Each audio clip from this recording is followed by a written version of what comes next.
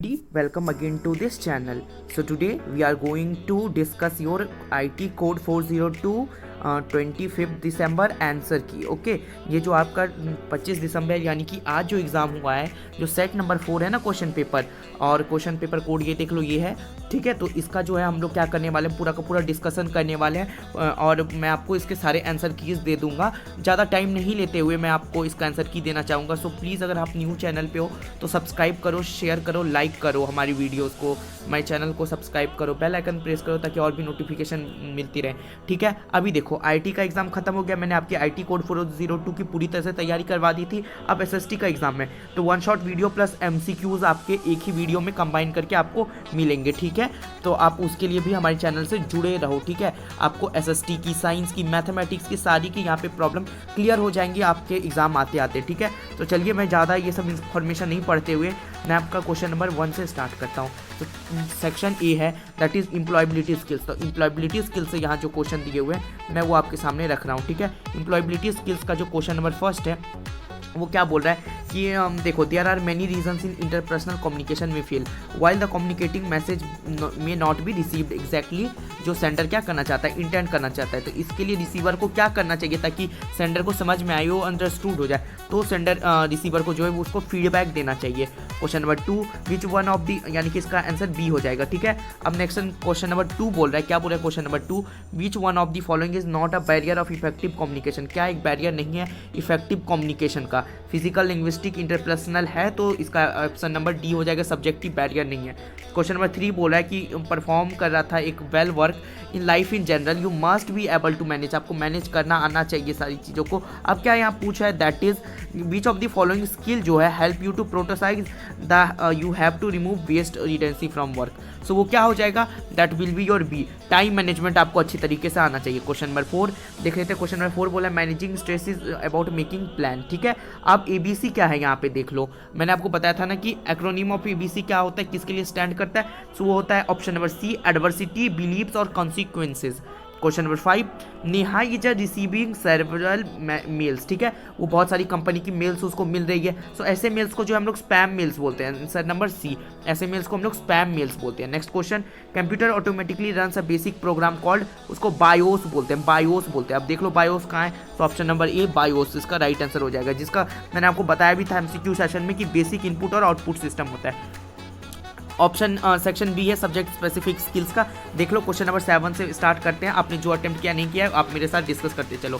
Question number 7 जो है वो क्या बोल रहा है, स्टाइल हेल्प टू इंप्रूव, क्या कहते हैं, कंसिस्टेंसी डॉक्यूमेंट में। अब यहाँ से पूछा है कि ये जो है क्या यहाँ पे जो आइडेंटिफाई करेगा style that is use to format graphic वगैरह। तो यहाँ पे देखो इसका जो राइट आंसर होगा वो हो जाएगा डी, फ्रेम स्टाइल। ठीक है, ये फ्रेम इसका राइट आंसर हो जाएगा, ये ग्राफिक मत देखना, मैं जहाँ आपको टिक करवाता हूँ सिर्फ वही करोगे, ऊपर पहले से जहाँ टिक लगा हुआ है उसे नहीं देखोगे। ठीक है, तो इसका जो राइट आंसर हो जाएगा वो हो जाएगा frame style.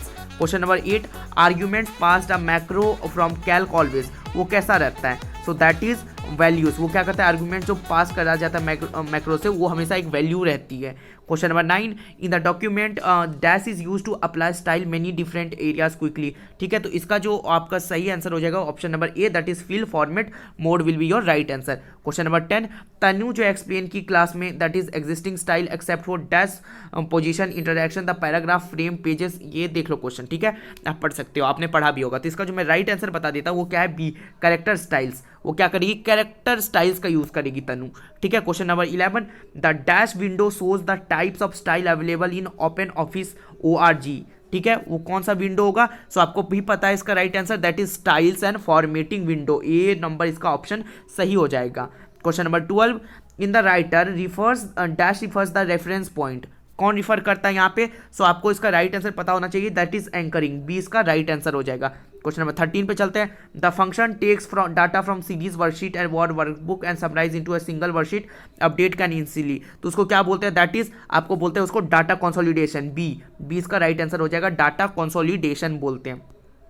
Question number 14, two other tool bars can be open from picture tool bar are dash and dash. So वो क्या हो जाएगा, graphic filter tool bar and colour tool bar, इसका आंसर सी हो जाएगा। ठीक है, question number 15, you are continuously working at the same range, you may give a name to the range dash option under the data menu. तो इसका जो right answer हो जाएगा वो हो जाएगा आपका option number B, that is defined range. क्या हो जाएगा? Defined range. Question number 16, in Calc using the subtotal dialog you can select the arrays and choose a statistical function apply to them for efficiency you can choose up to groups of array and apply function. So क्या ये बात सही है? कितने group तक हम इसको ले जा सकते हैं? तो इसका राइट आंसर है सी, 3 ग्रुप्स तक। 3 ग्रुप्स तक, यानी कि इसका ऑप्शन नंबर राइट है बी।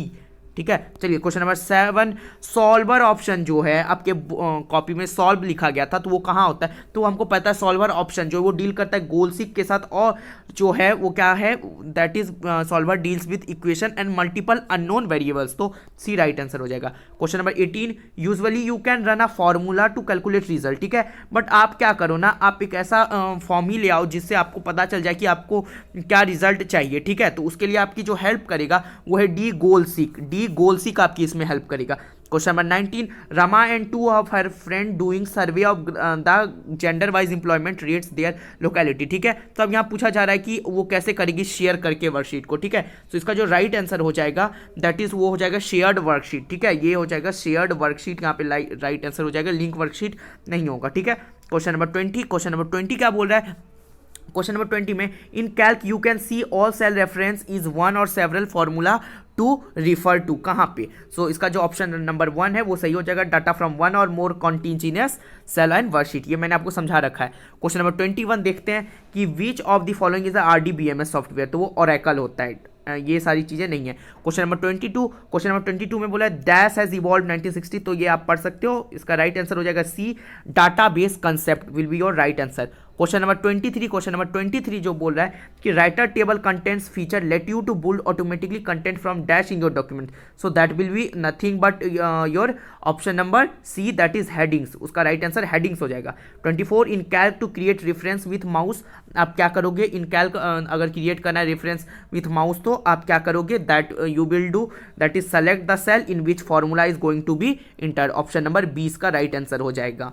ठीक है, चलिए question number 25, dash can be used in the Calc to jump different location with in a spreadsheet can lead other parts of the current file, different file और own websites. तो that will be your, that is D hyper link. वो क्या होता है? Hyper link. ये तो आपने question पढ़ते ही समझ लिया होगा। अब देखो, any settings that can be added modified can save in the templates which can not be included in the document save as a template for later use. So इसका जो राइट आंसर हो जाएगा वो हो जाएगा डी, फॉर्मूला सेटिंग्स। चलिए question number 27 पे चलते हैं। क्वेश्चन नंबर 27 है आपका सेक्शन सी में, कॉम्पिटेंसी बेस्ड क्वेश्चन पे आ गए हैं और इसको देखते हैं ध्यान से, और इसी के साथ आपका क्वेश्चन पेपर सॉल्व हो जाएगा। तो आप प्लीज़ सॉल्व होते होते लाइक सब्सक्राइब शेयर करो हमारे वीडियोस को। SST की जो एग्जाम आने वाली है वो हम ही तैयारी करवाएंगे, साइंस की हम करवा देंगे आपको अच्छे से तैयारी। SST साइंस की आप हम पे छोड़ दो तैयारी, आप प्लीज़ आप सिर्फ शेयर सब्सक्राइब लाइक करो। ठीक है, चलिए क्वेश्चन नंबर 27 में क्या पूछा है कि Ramakant running a business and has to send letter. तो यहाँ अगर ढेर सारे लोगों को सेंड लेटर करना है तो आप ध्यान से क्वेश्चन पढ़ोगे तो क्या करेंगे? वो ईमेल लेके करेंगे नहीं, पैराग्राफ लिखेंगे नहीं, स्टाइल नहीं, तो वो मेल मर्ज का यूज करेंगे। ऑप्शन नंबर ए, तो क्या करेंगे? मेल मर्ज का यूज करेंगे। ठीक है, नेक्स्ट क्वेश्चन पढ़ते हैं। क्वेश्चन नंबर 28 क्या बोला? Vinita has to prepare a report on her research work in C, need to include images text which feature उसको जो है ये काम करने के लिए देगा। तो वो डी हो जाएगा, that is text wrapping. Text wrapping will be your right answer. Question number 29 Jagriti has inserted an image in documents, he wants to resize the image, which option would the word processor उसकी मदद करेगा। सो इसका जो option number ए हो जाएगा keep ratio, ये आपका सही हो जाएगा। ठीक है, क्वेश्चन नंबर 30 देखते हैं। स्टेटमेंट 1 स्टेटमेंट 2 दिया गया, आप स्टेटमेंट को पढ़ो। The data from consolidation changes the target are saved when you save the worksheet. ठीक है, statement 2 if you later open a worksheet in the consolidation has been defined the data will not be available again. ठीक है, सो ये दोनों statement आपने पढ़ लिया तो आपको ये समझ में आ गया था कि दैट इज, इसका पहला स्टेटमेंट तो सही है, लेकिन ये ऐसा नहीं होता कि आप बाद में अवेलेबल नहीं रहेगा। ठीक है, तो वो ऑप्शन नंबर बी हो जाएगा कि दूसरा स्टेटमेंट जो है वो रॉन्ग है, वो बाद में भी हमको मिल जाता है। क्वेश्चन नंबर 31 3 स्टेटमेंट्स दिए गए। To consolidate row label column label must be content source ranges, text in the labels must identical that rows columns can be correlated match, if row columns label does not match that exist targeted range appended. आप तीनों को आप ध्यान से पढ़ोगे तो आपने answer जो आप पाओगे यहाँ पे that is option number D, कि सारे ही स्टेटमेंट यानी कि 1 2 एंड 3 ये तीनों ही स्टेटमेंट यहाँ के क्या है? करेक्ट है। क्वेश्चन नंबर 32 मालिनी के बारे में है, और मैंने आपको बताया था कि डुप्लीकेशन डेटा डायरेक्ट देखो नीचे का क्वेश्चन, और डुप्लीकेशन डेटा को बोलते हैं डाटा रिडंडेंसी, जो उसका राइट आंसर हो जाएगा। ठीक है, नेक्स्ट 33 में जो है वो, अगर आप ऐसा परसेंटेज वगैरह का सिंपल इंटरेस्ट का है तो आपने अगर मेरा देखा है वीडियो तो आपको पता है वो सॉल्वर ऑप्शन होता है। क्या होता है वो? सॉल्वर ऑप्शन होता है। इसी के साथ मैंने क्या किया, आपके पूरे के पूरे सब्जेक्ट का जो है एकदम धुआंधार से आपको दिखा दिया है आंसर। ठीक है, इतनी अच्छी तरीके से आपको किसी यूट्यूबर ने अभी तक नहीं दिया है वीडियो, तो प्लीज़ जल्दी से चैनल को सब्सक्राइब करो, लाइक करो एंड शेयर करो। एंड SST की जो नेक्स्ट एग्जाम होने वाली है उसके लिए हम लोग वीडियो धड़ाधड़ अपलोड करेंगे। साइंस के लिए आपको वीडियो यहीं पे मिलेंगी और आपकी अच्छी तरीके से तैयारी होगी। हालांकि एक छोटी सी प्लेलिस्ट MCQ की बनी हुई है चैनल पे, जाकर के प्लीज़ उस MCQ सीरीज़ को जरूर देखो और आप इंजॉय करो। ठीक है, तो फिर मिलते हैं नेक्स्ट वीडियो में। SST की रिवीजन सीरीज़ के साथ हम लोग मिलेंगे। पहला वीडियो होगा rise of nationalism in Europe with MCQ questions. ठीक है, तो मिलते हैं फिर नेक्स्ट वीडियो में। Till then take care and bye bye.